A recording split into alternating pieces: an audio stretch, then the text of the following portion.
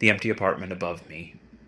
My name is Ethan. I'm 26 years old, and 3 years ago, I moved into a small flat in Manchester, England. At the time, it seemed perfect. The rent was cheap. The neighborhood was quiet. The building was old, but it looked well maintained. There were only 8 flats in total, spread across 4 floors. I lived on the 3rd floor. The only strange thing was the flat directly above mine. Flat 4B.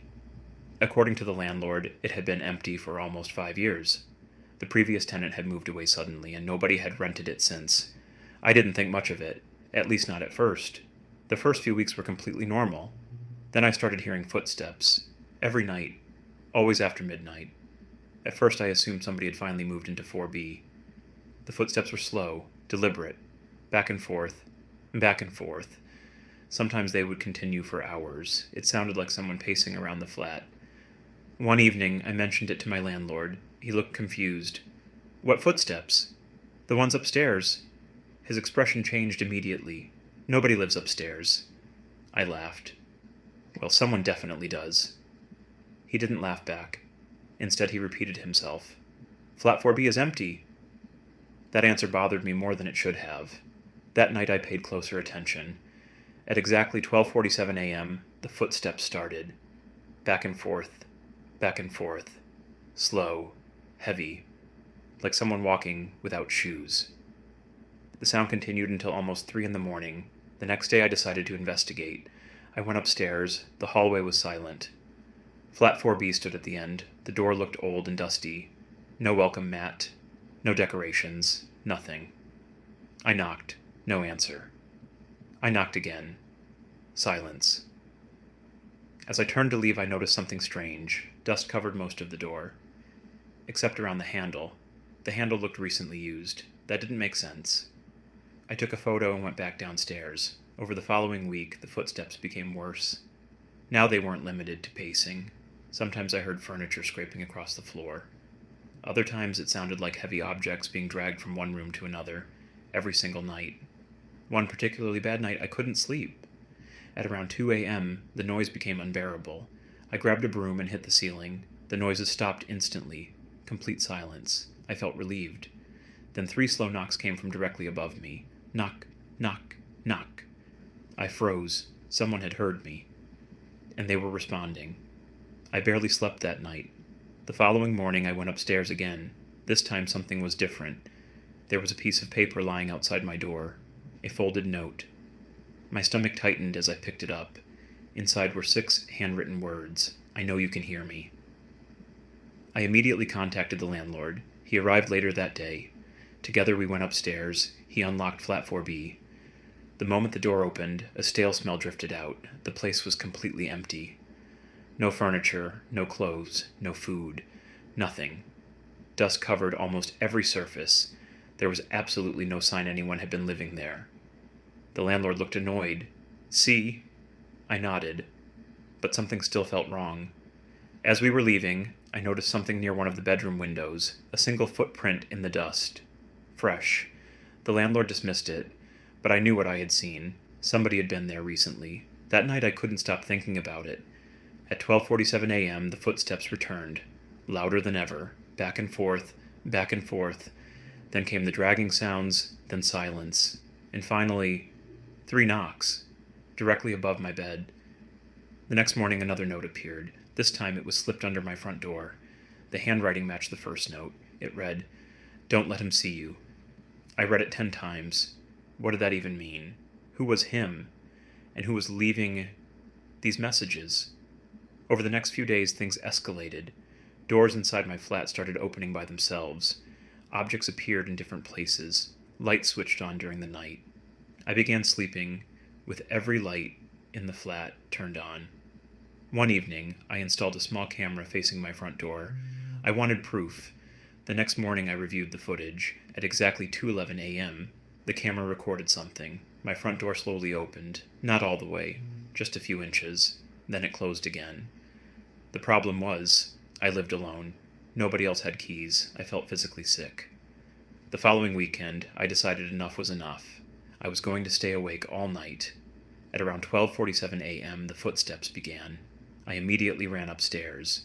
The noises continued while I climbed. Someone was definitely moving around inside 4B. I reached the door. The footsteps stopped. I pressed my ear against the wood. Nothing. And then I heard breathing. Slow breathing. On the other side, I stepped back. Every instinct told me to leave. Instead, I pushed the door. To my surprise, it opened. The flat was dark. Completely silent. I switched on my flashlight. Empty rooms, empty hallways, empty kitchen. Exactly as before. Then I noticed something. At the far end of the flat was a small storage room. The door was slightly open. I slowly approached it. The smell hit me first. Rotten. Awful. I pulled the door open. Inside was a narrow staircase, leading upward. I had lived in the building for nearly a year. I never knew it existed. The stairs led into the attic. I climbed carefully. Every step creaked. When I reached the top, my flashlight revealed something horrifying. A mattress, food wrappers, water bottles, blankets. Someone had been living there, watching everyone below. My heart pounded. Then I noticed dozens of photographs, pinned to the walls. Photos of tenants, photos of hallways, photos taken through windows, and photos of me. Hundreds of them, sleeping, leaving for work, returning home, sitting on my sofa. Some were taken through my windows, others inside my flat. I felt panic rise in my chest. Then I heard movement behind me. A floorboard creaked. I turned around. A man was standing at the attic entrance, watching me. He looked thin, pale. His clothes were filthy, and he was smiling. Not a normal smile. The kind of smile that made my stomach drop. Neither of us moved. For several seconds, we simply stared at each other. Then he stepped backward. I ran. I don't even remember reaching the stairs. I practically fell down them. The man never chased me. That somehow made it worse. I called the police from outside the building. They arrived within minutes. Officers searched the attic, but the man was gone. They found evidence that someone had been living there for years, but no trace of where he went. The attic had only one entrance, the same one I'd used. Yet somehow he vanished. The police later discovered something even stranger. The man wasn't connected to the building. He wasn't a former tenant. He wasn't homeless. Nobody knew who he was. No fingerprints. No identification. Nothing. I moved out 2 weeks later. I wanted nothing more to do with that place. A few months after moving, I received a letter with no return address. Inside was a photograph. It showed my new flat, taken from across the street. On the back were 5 handwritten words. I found you again, Ethan. I moved for a second time after that, changed my number, deleted my social media, started over. That was 2 years ago. I haven't received another photograph since, but every now and then, usually late at night, I wake up and hear footsteps somewhere above me. Slow, deliberate, back and forth, and for a few terrifying seconds, I wonder if he found me again.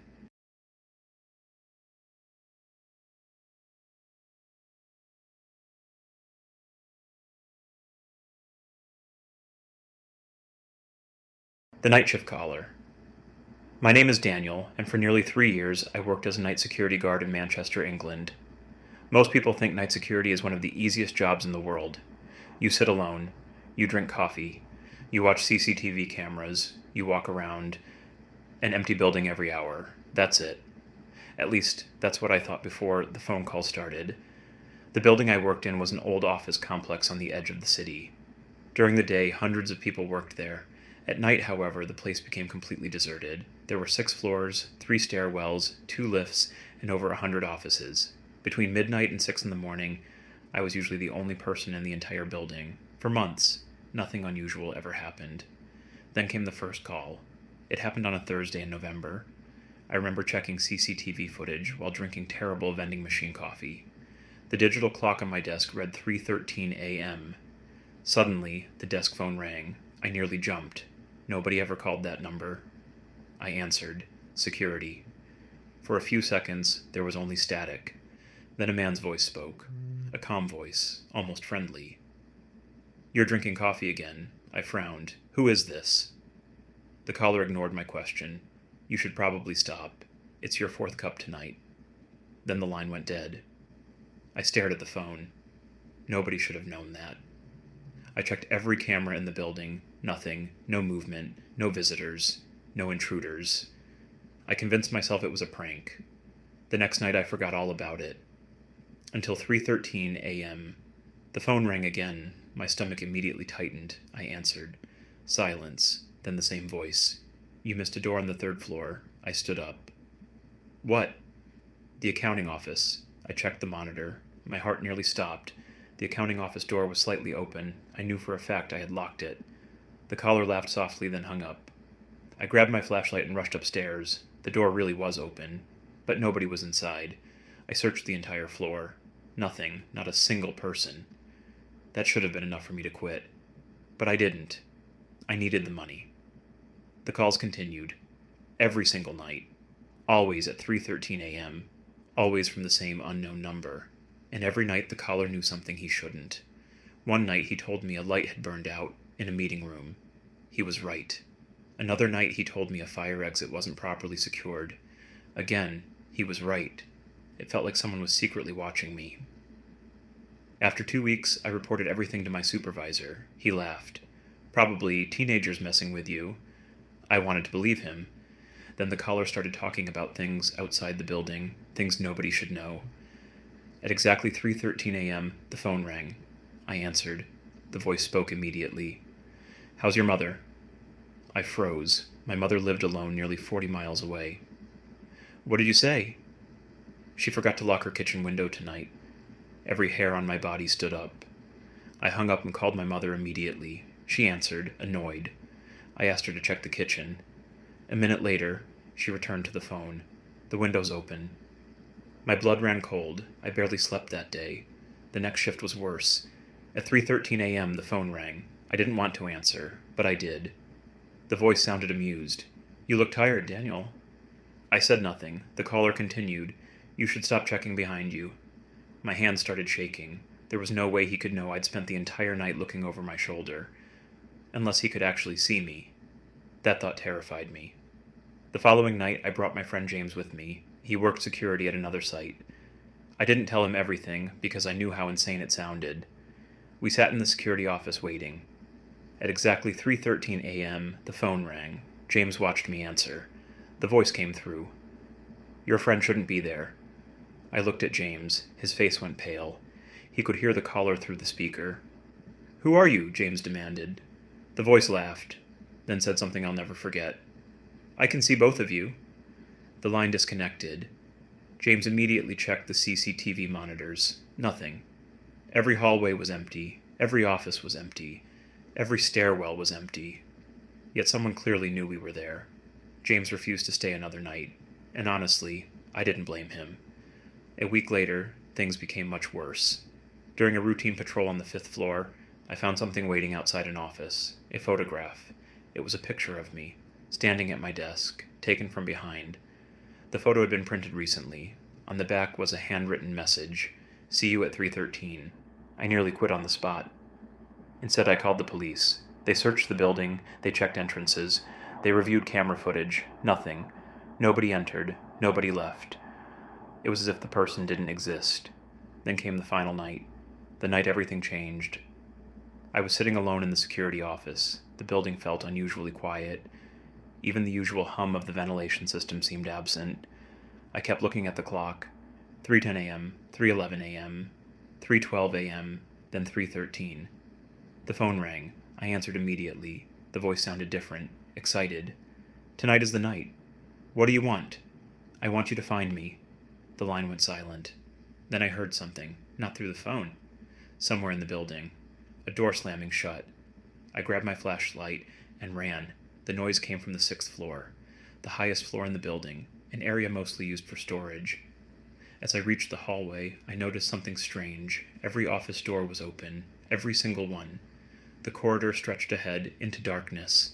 Then I saw him, a figure standing at the far end, motionless, watching me. For the first time, I wasn't looking at a voice. I was looking at a person. I started moving toward him, slowly. My flashlight shook in my hand. The figure didn't move, didn't speak, didn't run.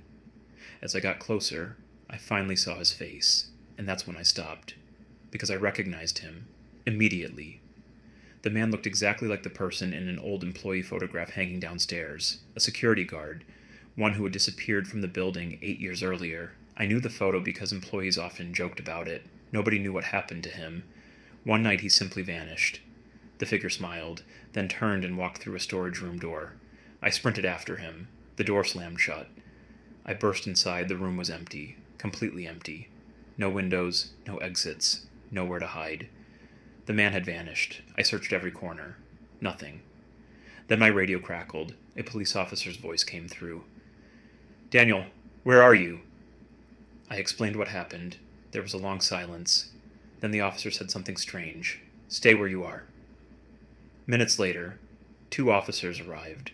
One of them walked directly to a dusty cabinet against the wall. He opened it. Inside were old maintenance records. Among them was a file, a missing persons report. The photograph attached to it showed the exact same man I had just seen, the missing security guard. The officer looked at me, then at the photograph, then back at me. "You saw him," I nodded. The officer's face became serious. "You're not the first." Apparently, over the last 8 years, several night guards had reported strange phone calls. Every one of them described the same voice, the same man, the same smile. None of them stayed long enough to find out more. I quit 2 days later. I never returned. To this day, I don't know who was calling. I don't know how he knew so much. And I don't know who I saw on that 6th floor. But sometimes, usually around 3:13 in the morning, my phone rings from an unknown number. I never answer, because one night, curiosity almost convinced me to pick up. Then I noticed something. The call wasn't coming from a phone number. It was coming from the old office building. The building I left 2 years ago. And according to the police, the building has been empty ever since.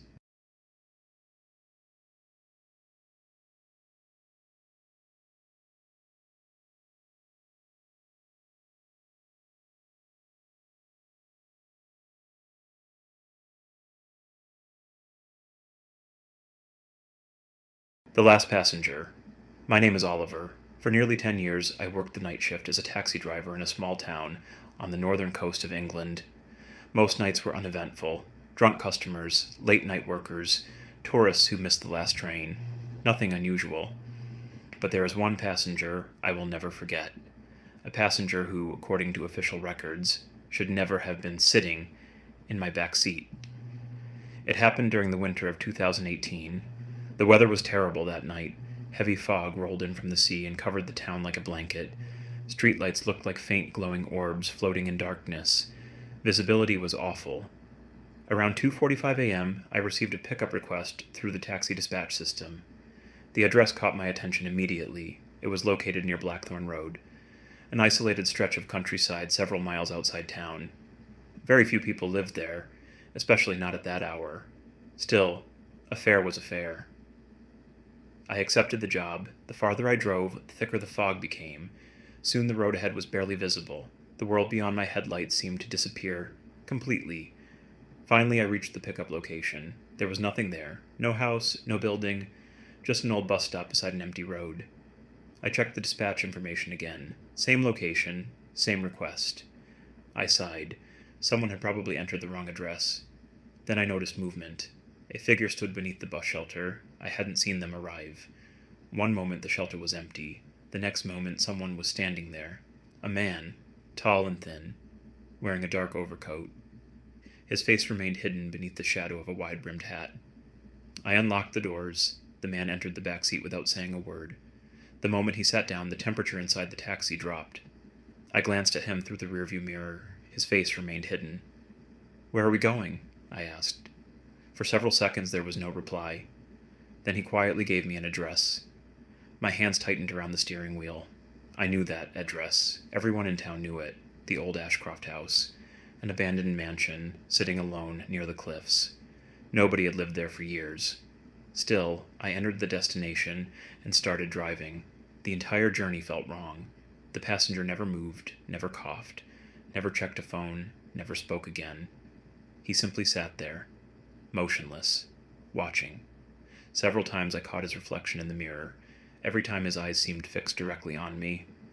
The road twisted through the countryside. Fog drifted across the pavement.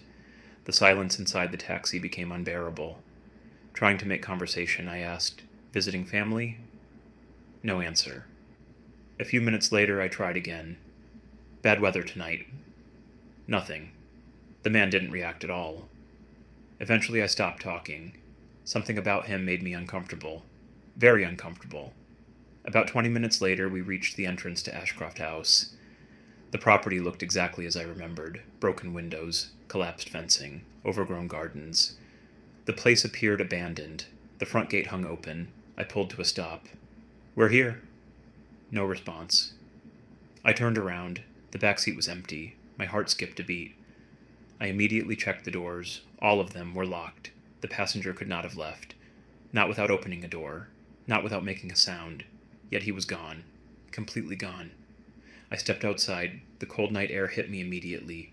The fog swirled around the vehicle. I searched the road. Nothing. No footprints. No sign of anyone. Then I noticed something. The rear seat. A small object rested where the passenger had been sitting. An old silver pocket watch. Its glass face was cracked. Its hands had stopped moving.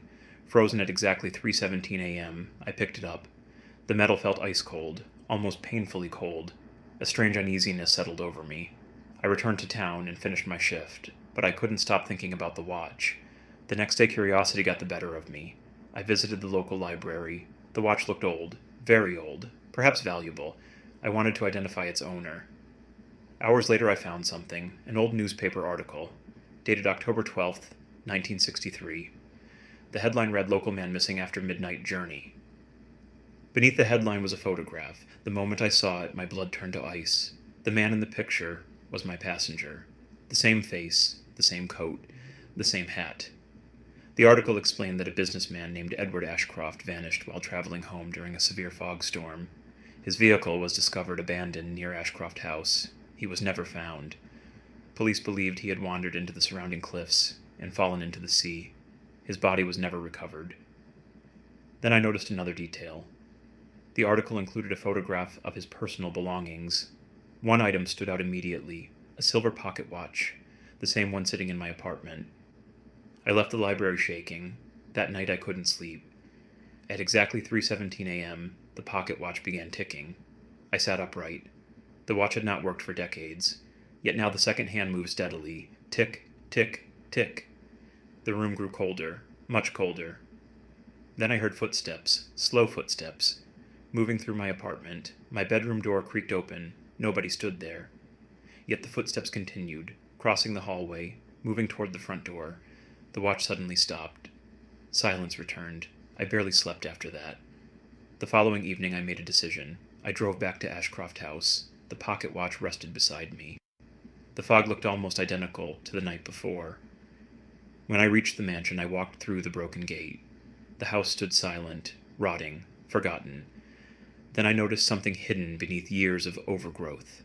A small stone marker, half buried in dirt. I cleared away the weeds. The inscription became visible. Edward Ashcroft. Below the name were two dates: birth, death. The death date matched the night he disappeared. A chill ran through my body. Slowly I placed the pocket watch on the stone. The moment I stepped back, a gust of wind swept through the grounds. The fog shifted, and for a brief second I saw someone standing near the mansion. The same man, the same coat, the same hat. He looked toward me, then tipped his hat slightly, as though thanking me. The figure vanished, gone as quickly as it appeared. The watch never moved again. I never saw the passenger again either. But sometimes, during particularly foggy nights, I still receive strange dispatch requests, pick-up locations that don't exist, addresses abandoned decades ago, names belonging to people long dead. I always decline them now, because some passengers are simply trying to get home, and some journeys should have ended many years ago.